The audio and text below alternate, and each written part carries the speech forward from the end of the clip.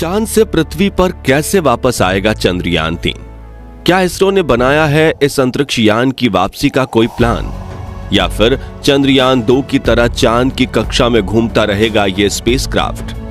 दोस्तों, चंद्रयान-3 हमारे चंदा मामा पर फतह पाने के लिए रवाना हो चुका है। 25 जुलाई 2023 को इसकी कक्षा बढ़ाई गई थी। अब अगली फायरिंग 1 अगस्त 2023 को की जाएगी। अपने सफर में चंद्रयान-3 ने चांद तक की आधे से ज्यादा दूरी तय कर ली है। ऐसे में सिर्फ भारत ही नहीं बल्कि दुनिया की सभी स्पेस एजेंसीज की नजर चंद्रयान-3 पर टिकी हुई है। इसरो का यह स्पेसक्राफ्ट 23 अगस्त के दिन चांद पर उतरने वाला है और इस मिशन की सफलता के लिए हम सभी लगातार दुआएं कर रहे हैं। लेकिन अब सवाल आता है कि अपने मिशन के सभी लक्ष्यों को पूरा करके क्या चंद्रयान-3 धरती पर वापस आएगा? अगर हां, तो चांद से धरती पर वापस किस तरह जाते हैं? आज के इस वीडियो में हम चांद से धरती के इस सफर की बात करेंगे, तो पूरा वीडियो जरूर देखिएगा। चंद्रयान-3 इसरो का एक ऐसा स्पेस मिशन है जिसकी नींव आज नहीं बल्कि साल 2014 में रखी गई थी। दरअसल साल 2014 में अपने मिशन मंगल को पूरा करने के बाद भारत ने चांद पर जाने का सपना देखा था, जिसके बाद 5 सालों तक लगातार मेहनत करके इसरो ने चंद्रयान-2 मिशन को लॉन्च किया था, जो बदकिस्मती से अपने आखिरी चरणों में पहुंचकर फेल हो गया। तभी इसरो ने ये ठान लिया कि हम चांद पर फतह पाकर रहेंगे।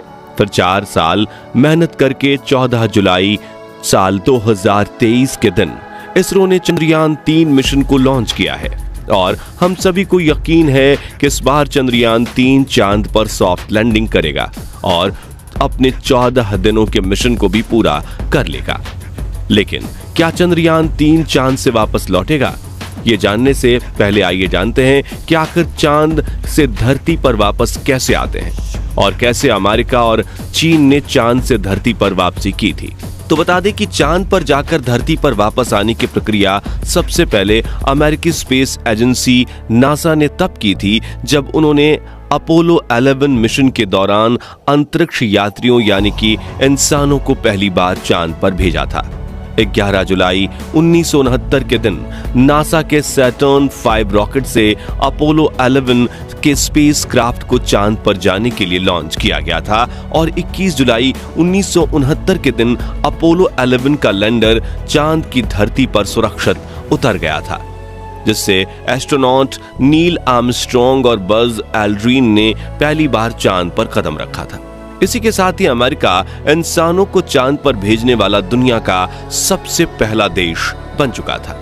इस मिशन को लेकर पूरी दुनिया के लोगों में उत्सुकता थी और नासा ने इसे लाइव स्ट्रीम करके पूरी दुनिया को दिखाया था। ये दोनों ही एस्ट्रोनॉट चांद की सतह पर 21 घंटे और 36 मिनट्स तक रहे थे, जबकि इनके साथ गए तीसरे एस्ट्रोनॉट्स माइकल कोलिंस चांद की कक्षा में भ्रमण कर रहे कमांड मॉड्यूल कोलंबिया में बैठकर इनका इंतजार कर रहे थे। दोस्तों, यहाँ ये दोनों अंतरिक्ष यात्री चांद की सतह पर तो उतर गए थे, लेकिन इस मिशन का सबसे मुश्किल पड़ाव यानी सही सलामत धरती पर वापस आना बाकी था। तो अपने मिशन को पूरा करके ये दोनों अपने स्पेसक्राफ्ट के लैंडर मॉड्यूल ईगल पर बैठ गए।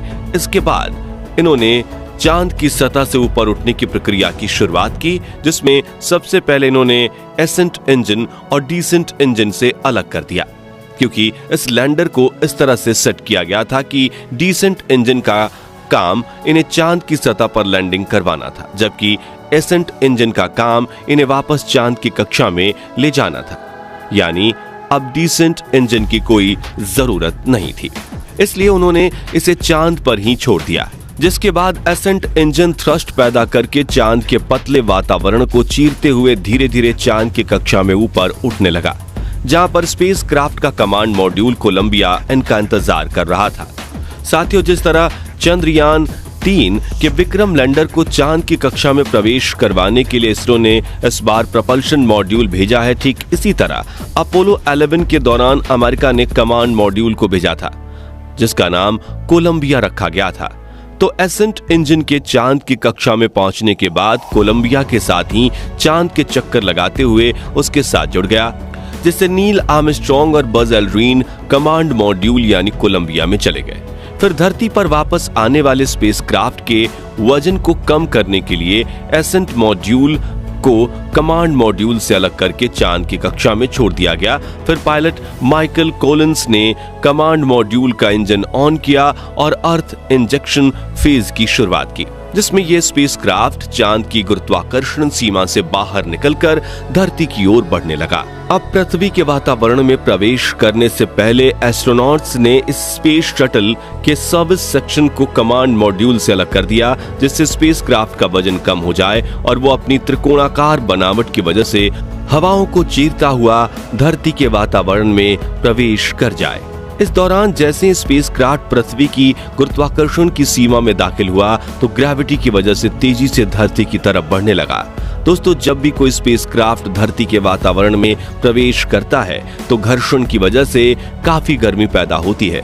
इसलिए स्पेसक्राफ्ट की बाहरी दीवारों पर हीट रेसिस्टेंस ब्लॉक लगाए जाते हैं। और अपोलो 11 भी जब वातावरण में प्रवेश कर रहा था तभी घर्षण की वजह से उसके बाहरी हिस्सों में आग जल रही थी, लेकिन अंदर एस्ट्रोनॉट्स सही सलामत थे। और जब कमांड मॉड्यूल निश्चित ऊंचाई पर आ गया तो उस पर लगे पैराशूट को खोल दिया गया, जिससे उसकी रफ्तार कम हो गई और उसने पैसिफिक ओशियन में प्रशांत महासागर में लैंडिंग की, जहां से नासा की टीम ने तीनों एस्ट्रोनॉट्स और कमांड मॉड्यूल को रेस्क्यू कर लिया। और इस तरीके से अपोलो 11 के कमांड मॉड्यूल ने चांद से धरती तक का सफर तय करके 24 जुलाई 1969 के दिन सफलतापूर्वक वापसी की थी।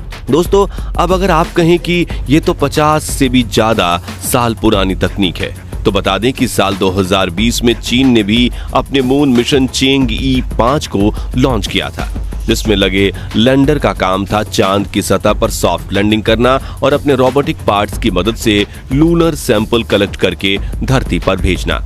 और चीन ने भी वापस लौटने के लिए इसी तकनीक का इस्तेमाल किया था, जिसमें चांद की कक्षा में पहुंचने के बाद लैंडर अपने ऑर्बिटर से अलग हुआ और अपने डिसेंसर इंजन की मदद से चांद की सतह पर लैंड हुआ। जिसके बाद सैंपल कलेक्शन करने के बाद एसेंडर हिस्से में रखे कैप्सूल में स्टोर किए गए थे और एसेंडर इंजन उसे लेकर चांद की कक्षा में वापस आकर ऑर्बिटर से जुड़ गया और सैंपल वाला कैप्सूल ऑर्बिटर में ट्रांसफर हुआ था। फिर खुद को लैंडर से अलग करके ऑर्बिटर धरती की ओर बढ़ा और धरती के वातावरण में प्रवेश करने से पहले उसका पिछला हिस्सा अलग हो गया, जिसके बाद उसका अगला हिस्सा अलग हो गया और पृथ्वी पर उसका रिटर्नर हवा को चीरते हुए सतह की ओर बढ़ रहा था।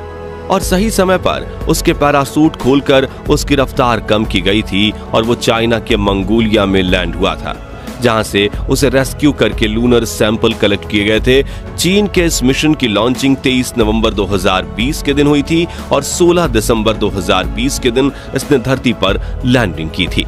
अब दोस्तों, अगर हम हमारे चंद्रयान 3 की बात करें तो 23 अगस्त के दिन शाम के करीब 6 बजे चंद्रयान 3 का लैंडर चांद की सतह पर लैंडिंग करेगा, जिसके बाद उसके अंदर मौजूद रोबोटिक प्रज्ञान रोवर बाहर निकलेगा और ये दोनों ही चांद की सतह पर अपने प्रयोग करेंगे। जानकारी के मुताबिक ये मिशन करीब 14 दिनों तक चलेगा, जिसके बाद लैंडर और रोवर वहीं अपने आप निष्क्रिय हो जाएंगे। जी हां, चंद्रयान 3 को चांद से धरती पर वापस लाने के लिए बनाया ही नहीं गया है और इसमें धरती के वातावरण में वापस एंट्री कर सके ऐसा कमांड कैप्सूल शामिल ही नहीं किया गया है, क्योंकि इसरो का मुख्य लक्ष्य सिर्फ चांद पर सॉफ्ट लैंडिंग करना है, वहां की डेटा कलेक्शन का है, सैंपल कलेक्शन का नहीं। यानी चंद्रयान 3 की धरती पर वापसी नहीं होगी। और अगर भविष्य में इसरो चंद्रयान 4 मिशन के दौरान अपने स्पेसक्राफ्ट को चांद की सतह पर सैंपल कलेक्शन करने के लिए भेजता है तो धरती पर वापसी के दौरान चंद्रयान 4 भी अमेरिका और चीन की जैसा ही रूट अपनाएगा और धरती पर लैंड करेगा। यहाँ बता दें कि अंतरिक्ष से धरती पर आने का एक और तरीका भी है, जिसमें स्पेस शटल का आकार एक एयरप्लेन की तरह होता है, जो पृथ्वी के वातावरण में प्रवेश करके हवाओं को चीरते हुए अपनी लैंडिंग साइट की तरफ बढ़ता है, जो सामान्य रूप से एक एयरपोर्ट होता है और नीचे पहुंचकर वो एयरपोर्ट रनवे पर एक हवाई जहाज की तरह ही लैंड करता है। हालांकि स्पेसक्राफ्ट की रफ्तार हवाई जहाज से काफी ज्यादा होती है, इसलिए उसे धीमा करने के लिए पीछे से पैराशूट भी खोला जाता है।